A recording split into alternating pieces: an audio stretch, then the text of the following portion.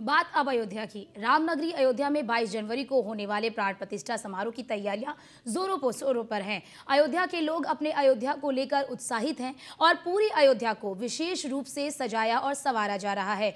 रामलला की मूर्ति बनकर तैयार हो गई है, तो वहीं दूसरी ओर अयोध्या में विकास में आधुनिकता का समावेश तो होगा ही, इसके साथ साथ यहाँ की पौराणिकता को भी सहेजने का काम प्रदेश की योगी सरकार बखूबी कर रही है। वहीं मूर्ति को लेकर चंपत राय का बयान भी निकलकर सामने आया है, जहां उन्होंने कहा कि मूर्ति में देव तत्व यानी कि भगवान का अवतार है। एक राजा का बेटा भी तो राज का पुत्र है।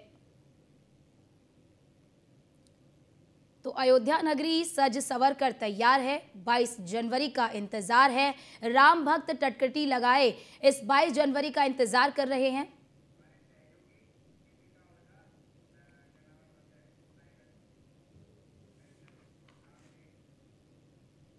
और हमारे साथ हमारी सहयोगी जुड़ रही है दीपिका ओझा, जो कि अयोध्या में इस वक्त मौजूद हैं।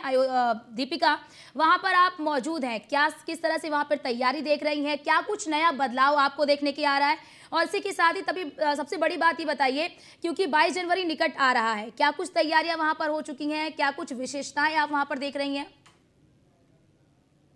पर है और यहाँ पर साफ तौर पर आपको देखने को मिलेगा, क्योंकि अयोध्या में एक दो दिन की यहाँ तैयारियां नहीं है, तैयारियां काफी समय से चल रही हैं। यानी वर्षों से तैयारियां इस दिन के लिए की जा रही थी और जब क्योंकि 22 जनवरी नजदीक आ रही है, ऐसे में जो तैयारियां आप कह सकते हैं कि अंतिम चरण पर है, क्योंकि 8 जनवरी है और महज कुछ ही दिन अब बाकी रह गए हैं 22 जनवरी में। ऐसे में जो अयोध्या को सजाया जा रहा था, संवारा जा रहा था, उसका अब मूर्त रूप देखने को मिल रहा है। यानी कि आप कहें कि फाइनल फिनिशिंग चल रही है सभी चीज़ों की, चाहे बात करें हम सड़कों की, चाहे बात करें हम जो नक्काशी की जा रही है, वॉल पेंटिंग की बात की जा रही है, हर एक चीज़ में अलग बदलाव देखने को मिल रहा है। इसके साथ ही साथ आपको ये भी बताते चले कि हर एक मोर्चे पर तैयारी की जा रही है। बताया जा रहा है कि कल संभावित है कि मुख्यमंत्री योगी आदित्यनाथ भी अयोध्या पहुंच सकते हैं और क्योंकि प्राण प्रतिष्ठा की तारीखें नज़दीक है, प्रधानमंत्री खुद आ रहे हैं, मुख्य यजमान होने वाले हैं प्राण प्रतिष्ठा कार्यक्रम में, तो ऐसे में सभी तैयारियों का जायजा लेंगे खुद मुख्यमंत्री।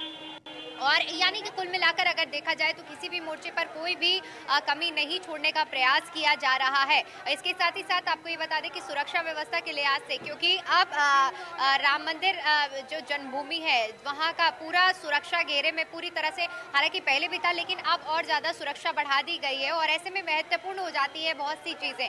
अयोध्या नगरी में भी पुलिस बल की भारी तैनाती मिलेगी जब आप सड़कों पर उतरेंगी, जहाँ पर हर एक जगह पर चेकिंग की जा रही है, क्योंकि अब जैसे ही जनवरी की शुरुआत हुई है वैसे ही बड़ी संख्या में यहाँ पर श्रद्धालु भी पहुँचने लगे हैं। मेरे साथ लोग भी जुड़े हुए हैं, आइए उनसे भी बातचीत करते हैं कि आखिर उनका अनुभव कैसा रहा है। कहाँ से आए आप? मैं मखदाम हरैया से हूँ, मखोड़ा धाम से। आपका अनुभव कैसा रहा है अयोध्या में? अब तो हम लोग तो अयोध्या के बगल के रहने वाले हैं, जहाँ भगवान राम के जन्म के लिए पुत्रेष्ठ यज्ञ हुई थी मखोड़ा धाम, उसके बगल में हरैया है, हरैया में हम रहने वाले हैं। अयोध्या में विकास की गति बहुत ही तेज है और मैं पिछले 1 साल की बात करूं तो जिस गति से विकास हो रहा है, मुझे लगता है कि आने वाले 3 से 4 महीनों में अयोध्या बिल्कुल बदली हुई नजर आएगी और हम लोगों के प्रभु आराध्य श्री राम को जो मिलना चाहिए था उनका हक वो मिल चुका है। हम लोग बहुत प्रसन्न हैं। बाबा, अयोध्या में कितने सालों से रह रहे हैं? हम 25 साल से रह रहे हैं तपस्वी छावनी में। मेरा नाम सुभाष दास है। हम कुछ बोलना चाहते हैं राम पर। राम बाप बाली जाओ कीजिए उपासो, राम बाप बाली जाओ कीजिए उपासो, तुम्हारे ही निहारे पर हाराऊं सुदासो, तुम्हारे ही निहारे पर हाराऊं सुदासो, तुम्हारे ही सुझाए सुझे असुझ सुझासो, तुम्हारे ही बुझाए बुझे अबुझा बुझासो, सब भांति बिगड़ी एक सुबाना सो, दियो है साहिब ही जाना सो। अब मैं बोलना चाहता हूँ कि यह जो उत्सव मनाया जा रहा प्राण प्रतिष्ठा, इसका प्रभाव देवता के लोक में भी गूंज रहा है।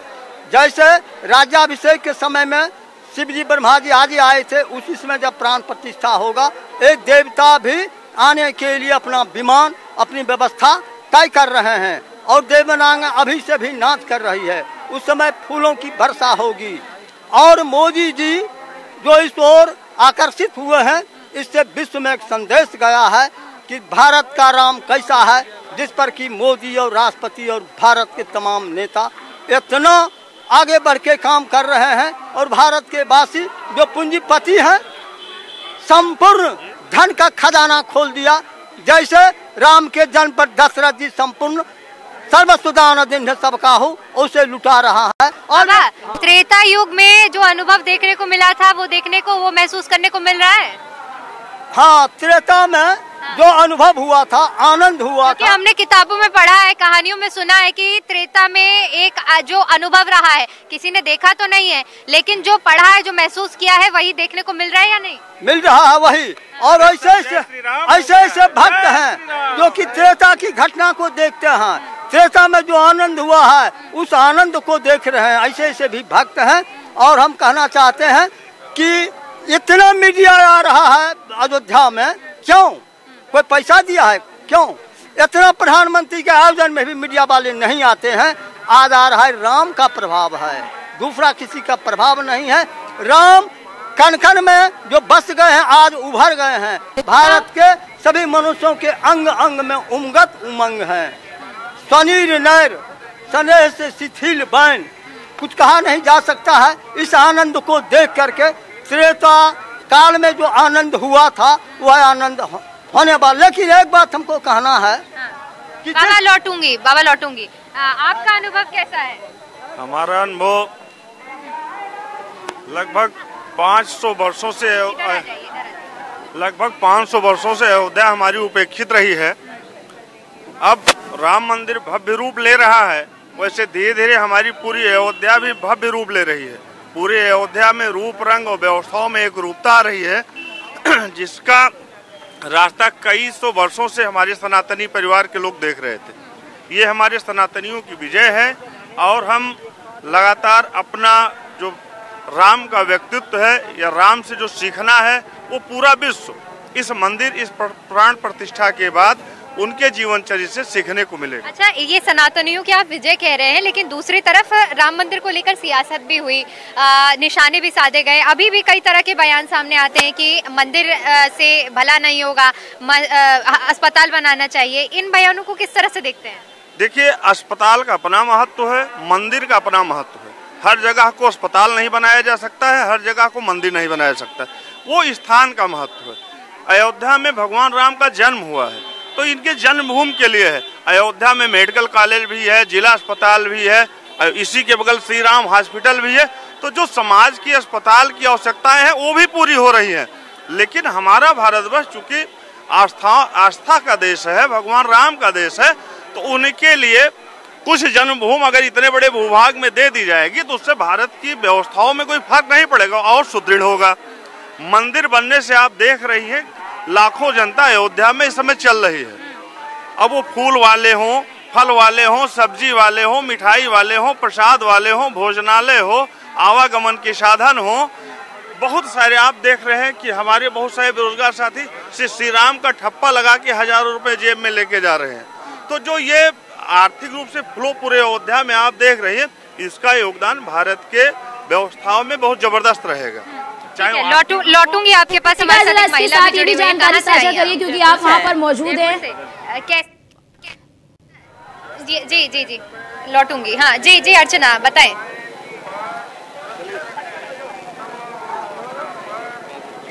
जा रहा है कि इतने लाख पर्यटक अभी वहां पर आ चुके हैं और किस तरह से कुंडों का निर्माण किया जा रहा है, कहां से क्या क्या सामग्री आ रही, बताया जा रहा है कि हाथरस से गुलाल आया है। और बात करें अगर बिहार की, तो बिहार से सोने के जो बाण और धनुष हैं वो भी अयोध्या भेजे जा रहे हैं।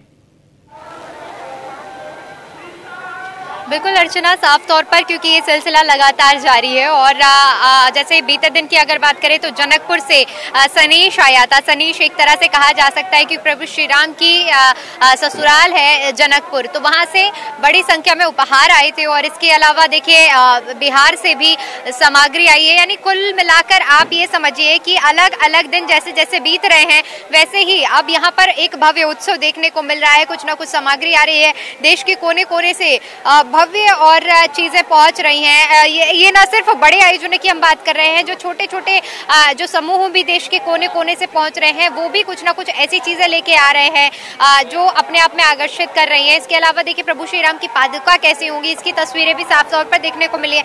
तो निश्चित तौर पर ये एक ऐसा आयोजन है जो सभी के रोम रोम में प्रभु श्री राम के वास का एक प्रतीक दिखाता है। और जिस तरह से देखिए रोजाना कुछ ना कुछ अयोध्या में पहुंच रहा है देश के कोने कोने से, ये दिखाता है कि 22 तारीख के लिए कितना कुछ लोग उत्साहित हैं। बिल्कुल, और हमारे साथ ये महिला भी हैं, ये इनसे अनुभव समझते हैं। जयपुर से आई हैं आप, आपका अनुभव कैसे रहा है? क्योंकि देखिए प्रभु श्री राम का यहाँ आगमन 22 जनवरी को हो रहा है, उससे पहले जनकपुर से उनके ससुराल से सामान पहुंचा, बिहार से चीजें पहुंची हैं। ऐसे में क्योंकि आप भी दूसरे राज्य से हैं, आपका क्या अनुभव रहा है? अनुभव बहुत अच्छा रहा है, बहुत अच्छी व्यवस्था कर रहे हैं। अयोध्या पहली बार आई है? नहीं, अयोध्या पहले भी आई हूँ, पहले ऐसा नहीं था। अभी बहुत अच्छा डेवलप करा है मोदी जी ने। देश के कोने कोने से उपहार पहुंच रहे हैं अयोध्या में रामलला के उस भव्य आयोजन के लिए। यानी कुल मिलाकर दिखाया जा, ये कहना गलत नहीं होगा कि सिर्फ अयोध्या नहीं बल्कि पूरे देश में उमंग है, उत्साह है। जी जी, क्योंकि राम सबके हैं तो इसमें हर प्रदेश की सहभागिता किसी न किसी रूप स्वरूप में होनी चाहिए। जिस प्रकार का राम का रिश्ता जिस प्रदेश जिस व्यवस्थाओं से है जहाँ से, उस हिसाब से उनको भेंट आ रहे हैं। और ये होना भी चाहिए कि हमारी पूर्ण सहभागिता इस मंदिर में देखनी चाहिए, उसका रूप स्वरूप कुछ भी हो तो उसी के रूप में देखा जा रहा है। और हमारी अयोध्या एक भव्य रूप ले रही है, दिव्य रूप ले रही है, जिसकी परिकल्पना हम लोग कभी करते थे। आज जो हमारे सपने साकार हो रहे हैं, इसके लिए पूरे सनातनियों को, सरकार को, या जो इन व्यवस्थाओं में लगे हुए हैं, प्रत्यक्ष अप्रत्यक्ष, जो श्रमिक हमारे मंदिर बनाने में काम कर रहे हैं, इंजीनियर जितने लोग लगे हुए हैं, सबको मैं अपनी तरफ से धन्यवाद भी देना चाहूँगा। और उनका सौभाग्य है कि वो राम कार्य में अपना योगदान दे रहे हैं और हम लोगों को भी जहाँ अवसर मिल रहा है हम लोग भी योगदान दे रहे हैं। एक इसके लिए मैं और नारा लगाना चाहूँगा, एक ही नारा एक ही नाम, जय श्री राम। एक ही नारा एक ही नाम, जय बजरंगी जय हनुमान, जय बजरंगी जय हनुमान, वंदे मातरम, जय श्री राम जय श्री राम जय श्री राम। बिल्कुल, जय श्री राम के नारों से गूंज रही है अयोध्या। आप लोग कहाँ से आए हैं? नेपाल से आए हैं। देखिए अभी हम जिक्र कर रहे थे अर्चना, और देखिए नेपाल से आए हुए लोग हमारे साथ जुड़ भी गए हैं। आप लोग जनकपुर में, क्योंकि प्रभु श्री राम की ससुराल है और सनेश भी लेकर आप लोग यहाँ पर पहुँचे थे, तो कितना उत्साह है 22 जनवरी को लेकर? बहुत उत्साह है, बहुत ज्यादा से ज्यादा उत्साह है। क्योंकि प्रभु श्री राम की ससुराल है, तो वहाँ क्या कुछ खास होने वाला है 22 जनवरी को? वहाँ भी खास होने वाला है, वहाँ भी खास होने वाला है। यहाँ इकट्ठा करके सब ज्यादा से ज्यादा लोग आ रहे हैं। रामलला के दर्शन किए आपने? किया। तो कब तक रुकेंगे अयोध्या में? अयोध्या में 2-4 दिन रुकेंगे। आप लोग कहाँ से आए हैं? हम नागपुर से आए हैं। नागपुर से आए, कैसा अनुभव रहा आपका? बहुत ही बढ़िया अनुभव आया है। हम पहली बार आए थे, इतना नहीं था उत्साह, अभी बहुत उत्साह है।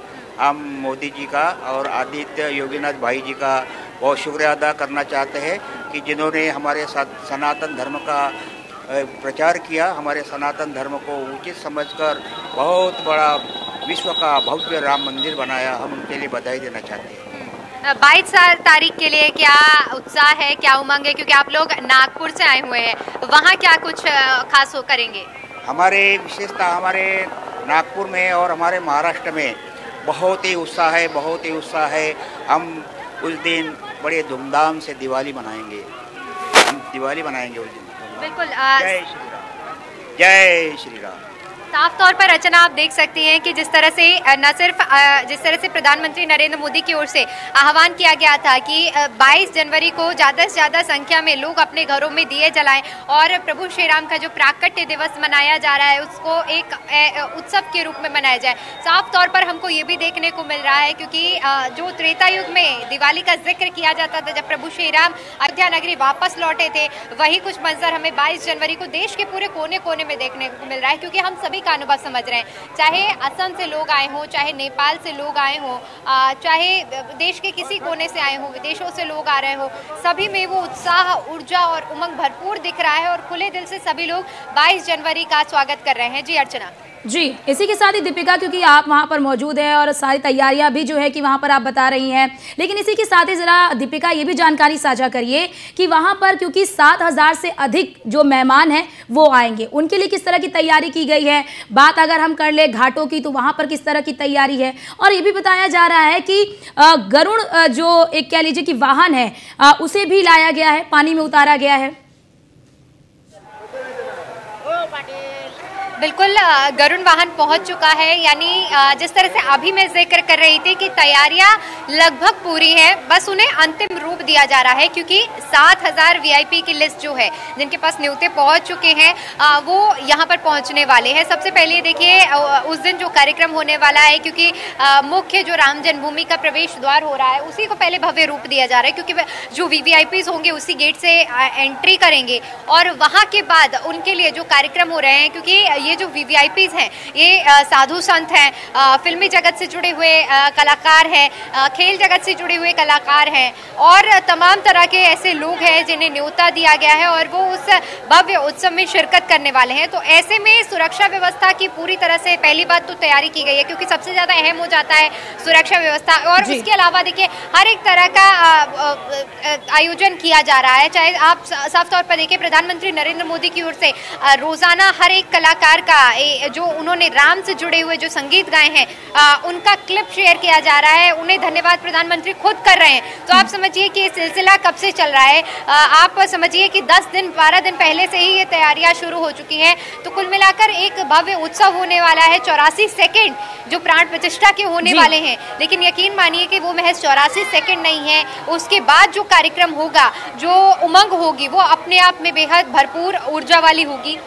और न सिर्फ 22 जनवरी की, बल्कि मैं एक बार अपने कैमरा पर्सन अनीश से रिक्वेस्ट करूंगी कि आपको दिखाएं, क्योंकि इस वक्त हम हनुमानगढ़ी में मौजूद हैं और आप साफ तौर पर देख सकती हैं कि यहाँ नासिक से भी लोग आए हुए हैं, राजस्थान से भी लोग आए हुए हैं रामलला के दर्शन करने के लिए, हनुमान जी के दर्शन करने के लिए। तो आप उत्साह भरपूर देख सकते हैं कि अयोध्या को लेकर देश का कोई भी कोना क्यों ना हो, उत्साह ऊर्जा भरपूर है। जी अर्चना। जी बिल्कुल दीपिका, उत्साह भी भरपूर है, ऊर्जा भी पूरी तरह से भरपूर है, लेकिन इसी के साथ ही दीपिका जरा ये भी साझा करिए कि अभी तक कितने कुंडों का निर्माण किया जा चुका है, कितने कुंडों पर लाइटिंग की व्यवस्था की जा चुकी है, और इसी के साथ ही सबसे बड़ा सवाल ये उठता है कि राम मंदिर के निर्माण का जो कार्य है वो कितना पूरा हो चुका है। बिल्कुल, निश्चित तौर पर आपको बता दें कि राम मंदिर का निर्माण का कार्य पूरा हो चुका है, जो क्योंकि राम मंदिर का जो निर्माण किया जा रहा है वो कई चरणों में किया जा रहा है, जिसमें पहला चरण पहले से ही तैयार किया गया है 22 जनवरी के लिए और उसका काम लगभग पूरा हो चुका है।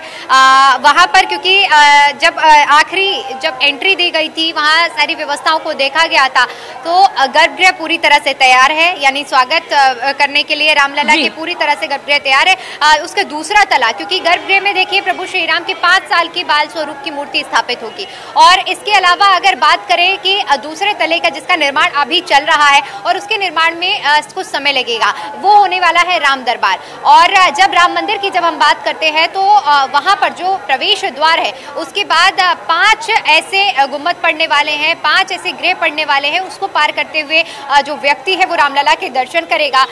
सबसे मुख्य होने वाला है जो 5वां द्वार होने वाला है और जहां से एंट्री करने के लिए गर्भगृह में व्यक्ति प्रवेश करेगा। तो उसमें आपको बता दें कि 70 से 80 जी बिल्कुल बिल्कुल दीपिका, आपने ये बहुत अच्छी तस्वीरें हमारे दर्शकों तक पहुंचाई, आपका बहुत बहुत शुक्रिया हमारे साथ जुड़ने के लिए। अयोध्या से हमारी सहयोगी दीपिका ओझा ने वहां की भव्य तस्वीर हमारे दर्शकों तक पहुंचाया और ये भी बताया कि किस तरह से वहां पर तैयारी की जा चुकी है। इंतजार केवल और केवल 22 जनवरी का है। और इसी के साथ इस बुलेटिन में इतना ही। बाकी देश और दुनिया की तमाम खबरों को देखने के लिए आप बने रहिए न्यूज़ 1 इंडिया के साथ। नमस्कार।